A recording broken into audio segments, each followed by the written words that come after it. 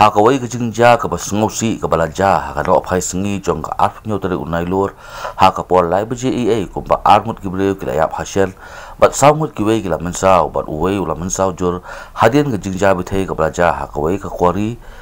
Maw kaba dan haki bynta jong ka Chibra bat Nagrabil hapoh bhoi kumba la yok lum jing tip laong bakate ke jingjia Quary Maw kabala keno bala pentre kambe an hakate ke than nakaliang kitrai kate ke Quary la mot ben BTHEI Maw henen ke nohphai sngi henre la ja ban ke ke jingjia ke sngewsih la yok jing tip ru ba haswa ke ne ke jingjia BTHEI ke RiKhasi kabala ja hakate ke Quary Maw kala don ke jing hap slap ke bajur hakate ke than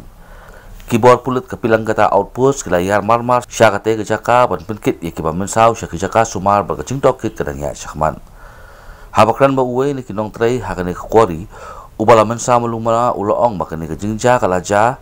haki bynta jong ke Quary Maw kaba kila thep ye ki bom blasting ban BTHEI haka sngi ke babut hanle namar ke jing slap ba ke jing tit perthat kalaura penban ye kane ke jingjia ke sngewsih मतलब तो ऐसा हुआ है कि मतलब line firing के लिए ये किया था मतलब वायरिंग हो गया पूरा बाद में बिजली की बारिश का बिजली की वजह से पक गया। अब बोला था ना जो ब्लास्ट हुआ था किस वजह से हुआ था? नहीं ये बारिश की वजह से ना बारिश में जो बिजली होता है ना हाँ मतलब ऑटोमेटिक ऐसा अचानक से हो गया और जानबूझ के तो वो ब्लास्ट किया बिजली से बिजली से मतलब वो ब्लास्ट हो गया। हाँ।